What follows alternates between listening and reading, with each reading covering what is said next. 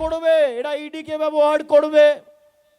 তৃণমূলের জন্য একটা সংস্থা কাজ করে এই ভোটার লিস্টে, তৃণমূলের জন্য অ্যাপ তৈরি করেছে যাতে মানুষের অসুবিধা না হয়। দিদির দুধ বলে আমাদের একটা অ্যাপ তৈরি করেছে, আইপ্যাক বলে একটা সংস্থা আছে।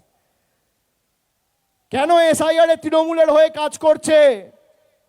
কেন গরিব মানুষের সাহায্য সহযোগিতায় অংশগ্রহণ করছে? কালকে ইডি পাঠিয়ে রেড করিয়েছে।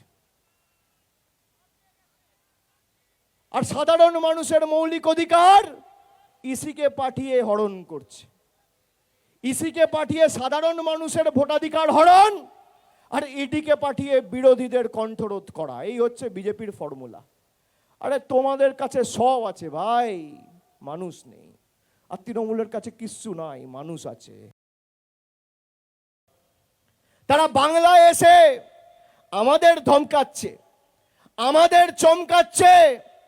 আরে ভুলে গেছো মমতা বন্দ্যোপাধ্যায় রাতারাতি তৈরি হয়নি।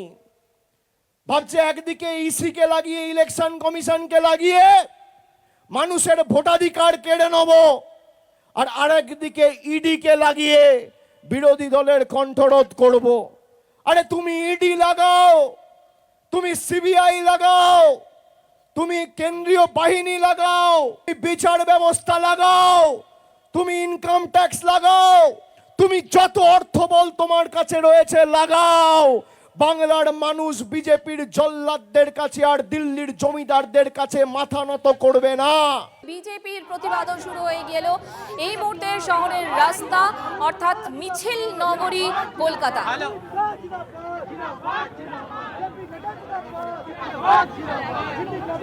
এই মুহূর্তে এজেন্সি নিয়ে সংঘাত চরমে এবং গতকাল সংঘাতের পর আজ আমরা যেটা দেখলাম প্রতিবাদ মিছিল, মমতা বন্দ্যোপাধ্যায়ের নেতৃত্বে তৃণমূল কংগ্রেসের মিছিল, একই সঙ্গে প্রতিবাদে বিজেপি।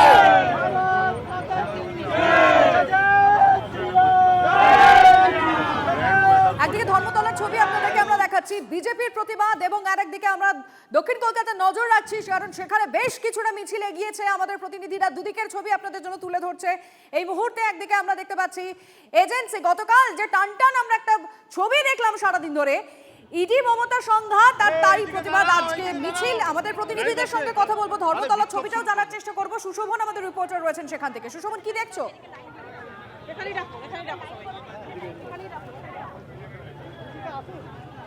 দেখো, বিজেপির তরফ থেকে ইতিমধ্যে জমায়েত শুরু হয়ে গেছে। তারা যে বিক্ষোভ কর্মসূচি নেওয়ার পরিকল্পনা করেছে সেই বিক্ষোভ কর্মসূচি করবে, এবং জমায়েতের জন্য তোমাকে মূলত দেখাবো যে একেবারে ভয় না দেখতে পাচ্ছ যে একেবারে তারা দাঁড়িয়ে রয়েছেন, এবং যারা এখানে বিজেপির যারা সমর্থক তারাও কিন্তু রয়েছেন।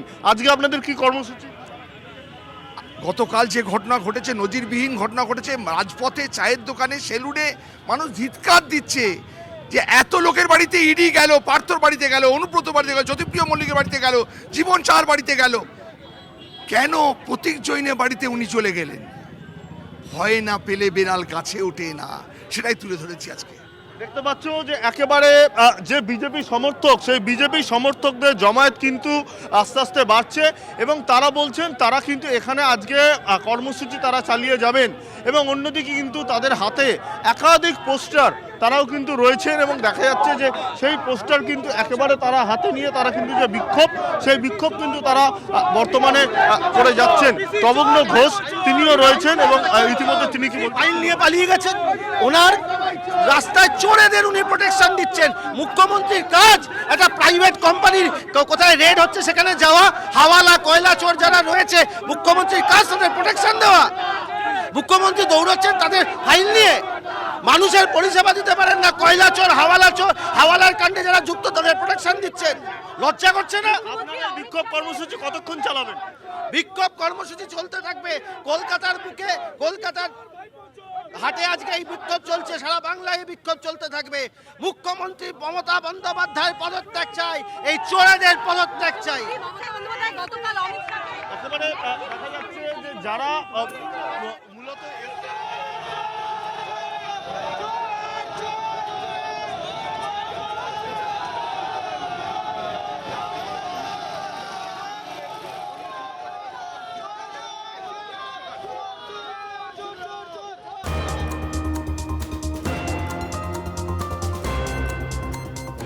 ফিরে মমতা সংঘাত মামলার মধ্যে বিস্ফোরক ইডির আইনজীবী। শুনানির আগেই ফোন হ্যাকের বিস্ফোরক অভিযোগ করলেন তিনি। হ্যাক হয়েছে হোয়াটসঅ্যাপও, কারোর সঙ্গে ফোনে যোগাযোগ করতে পারছিলেন না দাবি ইডির আইনজীবী। আর কি দাবি করলেন তিনি, কি জানতে পারছি আমরা? শ্রাবন্তী শাহ আমাদের সঙ্গে রয়েছেন, আমার সহকর্মী জানাবেন। শ্রাবন্তী, বিস্ফোরক অভিযোগ করেন ইডির আইনজীবী মন্দিরা। আদালতে যখন কেউ প্রবেশ করতে পারছিলেন না কোনো প্রকারে, ধীরাজ ত্রিবেদী যিনি ডেপুটি সলিসিটর জেনারেল সেন্ট্রালের, তিনি আসেন এবং বলেন যে এত ভিড় হয়েছে, এর কারণ কি, ইচ্ছা করে কি ভিড় করা হয়েছে। একই সঙ্গে তার অভিযোগ যে দুপুর 2:30 থেকে মামলা, অথচ 1:30টার সময় তিনি হঠাৎ দেখেন হোয়াটসঅ্যাপ সম্পূর্ণরূপে হ্যাক করা হয়েছে, তার ফোন হ্যাক হয়ে গেছে। তিনি যখনই কাউকে ফোন করতে যাচ্ছেন সেই ফোনটা অন্যত্র চলে যাচ্ছে। টাকা চাওয়ার দাবি করা হচ্ছে, কেউ 50 লাখ টাকা চাইছেন, কেউ টাকা দিয়ে হেল্প করার কথা বলছেন। স্বয়ং ডিএসজি এই অভিযোগ যখন করছেন তখন অন্য পক্ষে যারা আইনজীবী তারা তাকে থামিয়ে দেন এবং বলেন যে আগে মামলাটা শুরু হোক, তারপরে এই ধরনের অভিযোগ তিনি আদালতের সামনে আনবেন। ইতিমধ্যেই মামলায় প্রচুর, ওই এজলাসে প্রচুর সংখ্যক মানুষ ঢুকে যাওয়ার ফলে ধীরাজ ত্রিবেদী তিনি এজলাসে আর কোনো মন্তব্য করতে পারেননি। পরবর্তী সময় এজলাস থেকে বেরিয়ে তিনি সাইবার সেলের সঙ্গে যোগাযোগ করেন যাতে একটা অভিযোগ করা যায়, তারও কথা তিনি বলেন।